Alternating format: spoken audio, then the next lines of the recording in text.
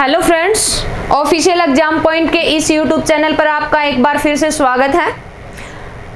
देखिए स्टूडेंट्स, कल हमने अकबर के बारे में अच्छे से सारी बातें कंप्लीट कर ली हैं जो पेपर की दृष्टि से इम्पोर्टेंट है वो वाली बई। आज हम उसी से आगे और उसी के बेटा या उसके उत्तराधिकारी के बारे में पढ़ेंगे जिसका नाम है जहांगीर। जहांगीर के समय पीरियड की अगर बात करें तो इसका आता है 1605 से लेकर के 1627 ईस्वी तक। ठीक है, एक बार क्लास को शुरू करने से पहले प्लीज आपसे रिक्वेस्ट है जल्दी से, जिसने भी चैनल को सब्सक्राइब नहीं कर रखा है वो जल्दी से सब्सक्राइब कर लें और लाइक वाले बटन को दबा दे भी, ताकि मेरे को मोटिवेट मिल सके और मैं आपके लिए और ज़्यादा से अच्छी वीडियो ला सकूं। तो प्लीज़ रिक्वेस्ट है आप जल्दी से वीडियो को शेयर करें और लाइक करें ताकि हम क्लास को शुरू कर सकें। ये सारी बातें हैं ना जो ये पेपर की दृष्टि से इम्पोर्टेंट है भाई, हर एग्जाम के अंदर यहाँ से क्वेश्चन बनता है। तो देखिए हमने कल अकबर के बारे में पढ़ा था, अकबर से संबंधित सारी इंपॉर्टेंट जो बातें थी पेपर में पूछी जाती हैं वो कंप्लीट कर ली हैं। अगर इसके समय पीरियड की बात करूं तो इसका आता है कब 1556 से लेकर के और कहां तक 1605 ईस्वी तक। 1605 ईस्वी के अंदर इसकी मृत्यु हो गई। मरने के बाद इसका बेटा इसका उत्तराधिकारी गद्दी पर बैठता है और गद्दी पर कौन आता है भाई, यहाँ पर सलीम। ठीक है, कौन आते हैं? सलीम आते हैं। और सलीम किसके नाम से गद्दी पर बैठते हैं? ये जहांगीर के नाम से गद्दी पर बैठते हैं। ठीक है, किसके नाम से है? जहांगीर। तो देखिए अकबर का उत्तराधिकारी, अकबर के उत्तराधिकारी सलीम, सलीम किस नाम से? जहांगीर के नाम से क्या है, ये गद्दी के ऊपर बैठते हैं। और इसके जहांगीर की अगर टाइम की बात करूं तो इसने कितने साल शासन किया था? ये 1605 ईस्वी के अंदर तो गद्दी पर बैठता है और 1605 से लेकर के और कब तक? 1627 ईस्वी तक क्या करता है भाई, ये शासन करता है। 1627 ईस्वी के अंदर इसकी क्या हो जाती है? मृत्यु हो जाती है। अगर इसके जन्म की बात करें जहांगीर, जहांगीर का जन्म कहाँ हुआ था? तो जहांगीर का जन्म है ना, इसका जन्म हुआ है किसके? शेख सलीम चिश्ती की कुटिया के अंदर। और शेख सलीम चिश्ती की कुटिया में कब हुआ था? 1569 ईस्वी में। 1569 ईस्वी के अंदर इसका जन्म हुआ है। हुआ कहाँ पर था? शेख सलीम चिश्ती। ठीक है, किसके भाई? शेख सलीम चिश्ती, इसकी कुटिया के अंदर क्या है, इसका जन्म हुआ था, चिश्ती की कुटिया। अब अगर बात करें यानी कि इसका नामकरण, ये शेख सलीम चिश्ती कौन था? ये अकबर के गुरु थे भाई। ठीक है, और इसी के नाम पर इसने इसका नाम क्या रखा था? सलीम नाम रखा था। किसके नाम पर नाम रखा था इसने? सलीम। अकबर ने अपने गुरु के नाम पर इसका नाम रखा था भाई। देखिए सलीम ने अपने पिता के विरोध ही क्या किया था? विद्रोह किया था और बाद में क्या है, उसको दबा दिया गया था। अब देखो ये जो जहांगीर है, जहांगीर गद्दी पर कब बैठा था? गद्दी पर बैठता है 1605 ईस्वी के अंदर। लेकिन 1605 ईस्वी में ये गद्दी पर बैठा ना, इससे पहले इसने 2 शादी कर ली थी भाई। 2 शादी इसने कब कब की थी? पहली शादी इसने कब? 1585 ईस्वी के अंदर की है। और 1585 में इसने किसके साथ में की थी? मानबाई के साथ में। मानबाई के साथ में इसने शादी की थी। तो इसकी ये जो शादी की है ना, इससे इसको एक पुत्र की प्राप्ति होती है।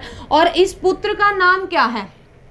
जो पुत्र प्राप्त हुआ था इसका नाम है खुसरो। ठीक है, क्या कौन सा पुत्र इसको प्राप्त हुआ है? खुसरो प्राप्त हुआ है भाई। ये खुसरो है ना, आगे जा करके क्या करेगा? अपने पिता के ही विरुद्ध विद्रोह शुरू कर देगा। इस कारण से ये पेपर की दृष्टि से इंपॉर्टेंट है। तो ध्यान रखना, खुसरो इसका क्या था? बड़ा बेटा था। सबसे बड़ा बेटा कौन था?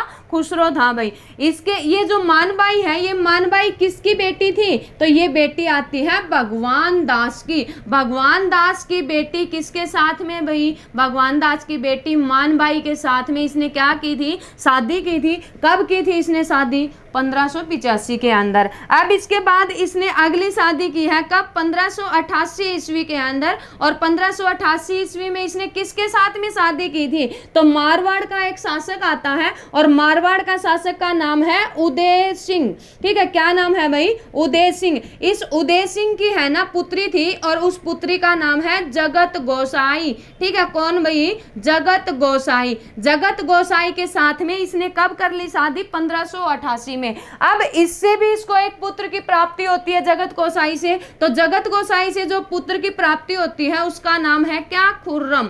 ठीक है, और यही खुर्रम है ना आगे जाकर के क्या भाई, शाहजहां की उपाधि धारण करके क्या करता है, ये गद्दी पर बैठेगा और अपनी यानी कि रानी मुमताज के लिए किसका निर्माण करता है, ताजमहल का निर्माण करता है। तो देखिए यानी कि जन्म हुआ कब, 1569 के अंदर। कहाँ हुआ था, शेख सलीम चिश्ती की कुटिया के अंदर। इसका नाम इसी के नाम पर रखा गया था।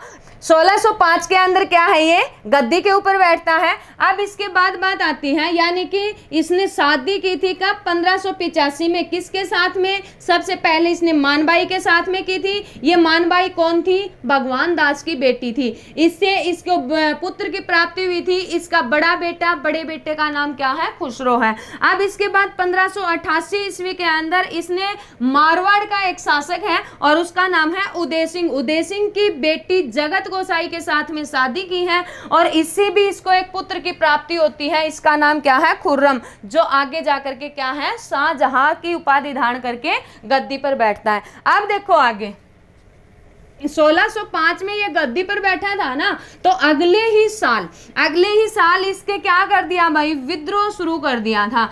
अब जो इसका जो विद्रोह शुरू किया था ना, वो विद्रोह शुरू करने वाला कौन था, इसका बड़ा बेटा, और बड़े बेटे का नाम क्या है, खुसरो। अब देखो 1605 ईस्वी के अंदर इसने क्या की, यानी कि गद्दी पर बैठा और गद्दी पर बैठने के बाद ठीक है, अब यहाँ पर है ना, ये गद्दी पर बैठा तो इसका एक प्रशिक्षक आता है भाई। इसके प्रशिक्षक का नाम बताइए क्या था, यानी कि इसको जो ट्रेनिंग दी थी ना, जो शिक्षा वगैरह जो दी थी, वो किसके द्वारा दी गई थी। तो अकबर का एक नवरत्न है और उस नवरत्न का नाम है अब्दुर रहीम।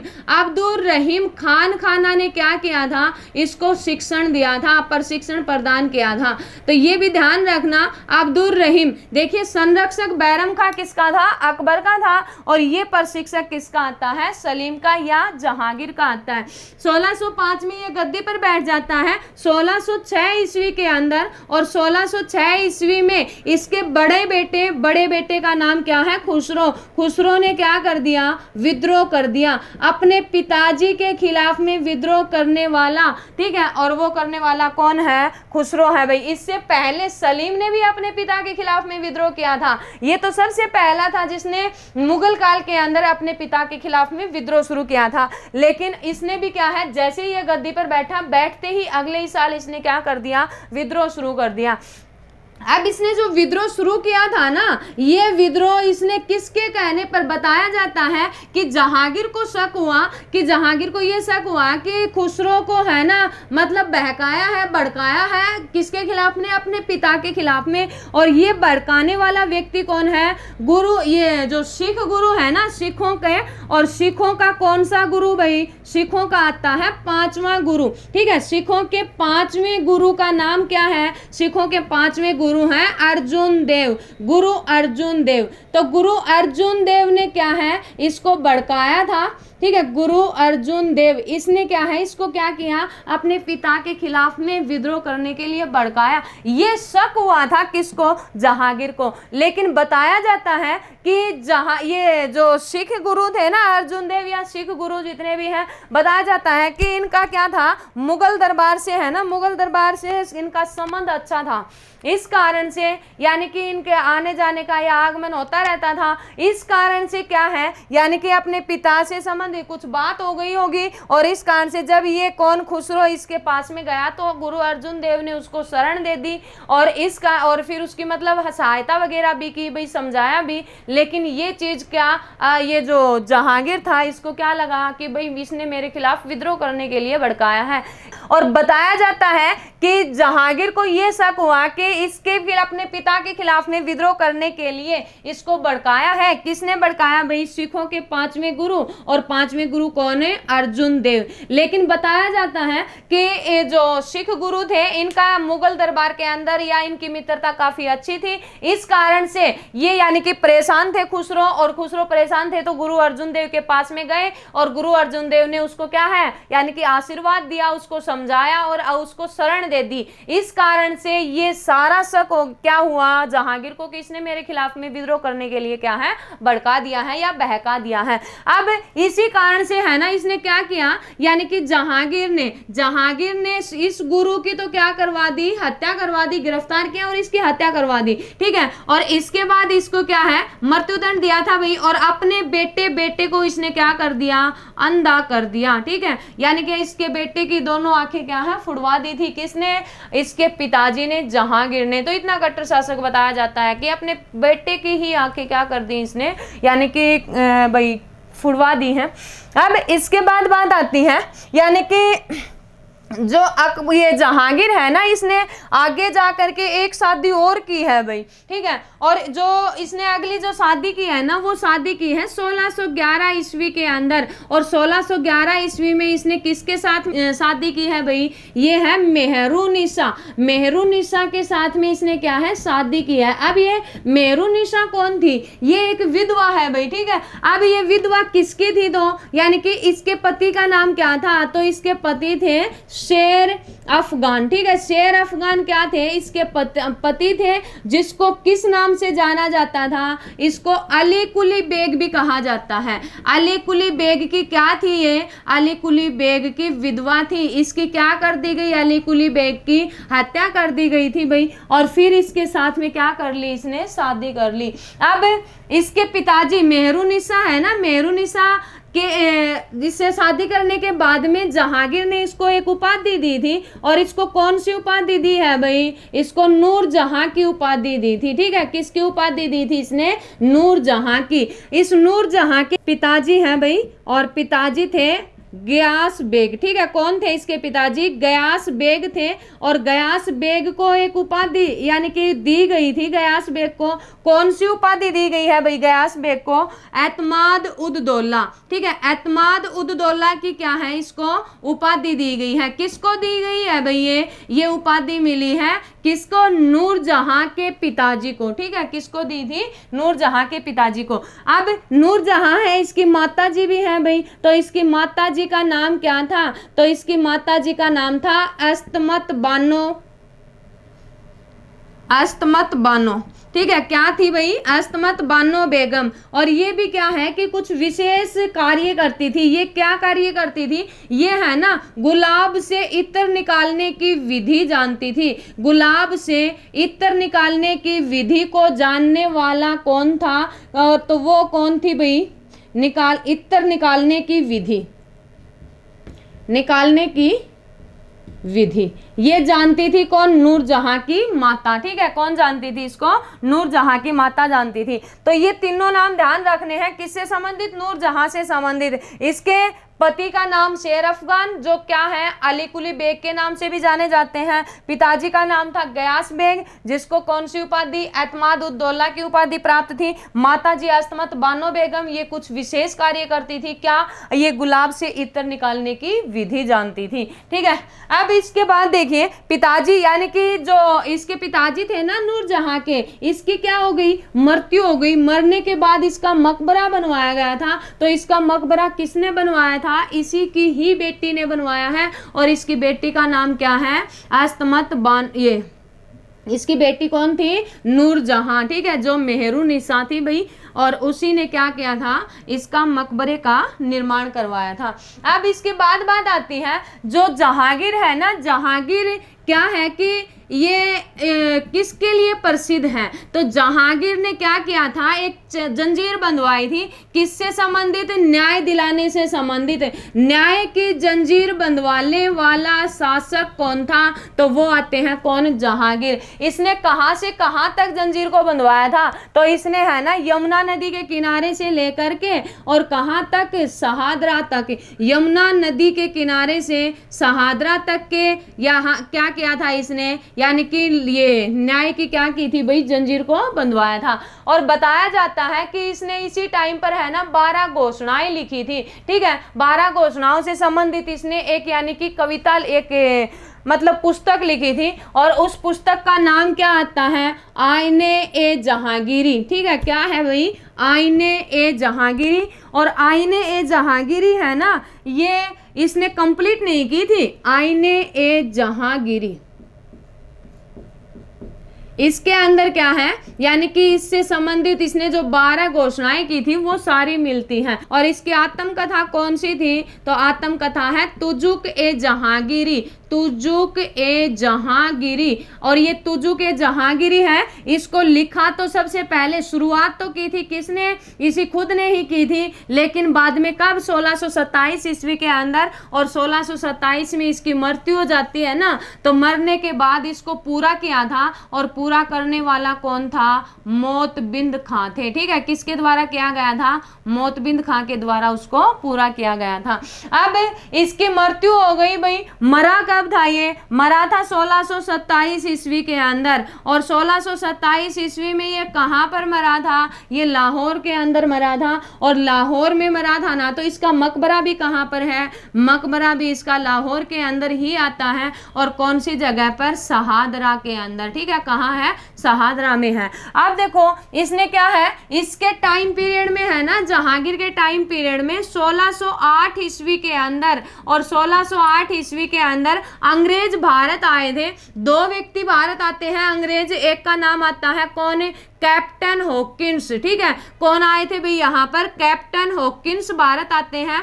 और दूसरा जो व्यक्ति था वो कौन था, सर टॉमस रो। ये 2 व्यक्ति क्या है, भारत आए थे। इन दोनों में से पहले कौन आया था, कैप्टन हॉकिंस आए थे। लेकिन कैप्टन हॉकिंस है ना, यहाँ पर आया क्यों था भारत, किसके दरबार में आया था, जहांगीर के दरबार में आया था। और क्यों आया था, ये व्यापार की अनुमति लेने के लिए यहाँ पर इसके दरबार में आया था। और जहांगीर ने क्या किया, इसको परमिशन दे दी व्यापार करने के लिए। और फिर इन्होंने क्या है, यानी कि व्यापार की परमिशन दी ना, तो उस टाइम पर कब भाई इन्होंने अपनी सबसे पहली फैक्ट्री खोली थी। और कहां पर, इन्होंने सूरत के अंदर, सूरत में अंग्रेजों ने अपनी पहली फैक्ट्री लगाई थी। किसके टाइम पीरियड में, तो वो लगाई थी किसका भाई, ये जहांगीर के टाइम पीरियड के अंदर, ठीक है। किसके टाइम पीरियड में आती है, जहांगीर के। कब लगाई थी, 1608 में। और कहां पर, सूरत में। देखिए ईस्ट इंडिया कंपनी की स्थापना तो किसके शासनकाल में हुई थी, अकबर के शासनकाल के अंदर। लेकिन फैक्ट्री, पहली फैक्ट्री लगाई थी, पहला कारखाना लगाया था किसके टाइम पीरियड में, जहांगीर के टाइम पीरियड में। और कब, 1608 में। कहां पर, सूरत के अंदर, ठीक है। अब इसी के टाइम में कौन, एक और व्यक्ति आया था, कौन, सर टॉमस रो आए थे भाई। अब यानी कि इसने है ना एक और के क्या कार्य किया था, इसने तंबाकू पर क्या कर दिया था, तंबाकू पर प्रतिबंध लगाया था। तो तंबाकू के ऊपर प्रतिबंध लगाने वाला शासक कौन था, तो वो शासक कौन आते हैं, जहांगीर आते हैं भाई। इसके टाइम पीरियड में चित्रकला का काफी विकास हुआ था। और ज्यादा विकास होने के कारण से इसके टाइम पीरियड को, जहांगीर के टाइम पीरियड को क्या कहा जाता है, चित्रकला का स्वर्ण काल कहा जाता है, ठीक है। क्या कहते हैं इसको, चित्रकला का स्वर्ण काल, ठीक है। चित्रकला का स्वर्ण काल किसके टाइम पीरियड को कहा जाता है, तो वो कहा जाता है जहांगीर के शासनकाल को ही। अब देखो कैप्टन हॉकिंस इसके दरबार में आया था ना, तो कैप्टन हॉकिंस को इसने एक उपाधि दी थी, क्या कह करके पुकारा था, तो इसको इंग्लिश खान कहा था, ठीक है। इंग्लिश खान के नाम से किसको पुकारा गया था, तो इंग्लिश खान के नाम से कैप्टन हॉकिंस को पुकारा गया था। और किसके द्वारा पुकारा गया था, जहांगीर के द्वारा इसको कहा गया था। 1627 ईस्वी के अंदर, 1627 ईस्वी में इसकी क्या हो जाती है भाई, मृत्यु हो जाती है। मरने के बाद इसका बड़े बेटे को तो इसने अंधा करवा दिया था। फिर अब गद्दी पर कौन बैठेगा, खुर्रम। और खुर्रम किसके नाम से, शाहजहां के नाम से क्या है, ये गद्दी पर बैठते हैं। इस शाहजहां को है ना, इसने क्या किया था, उपाधि दी थी।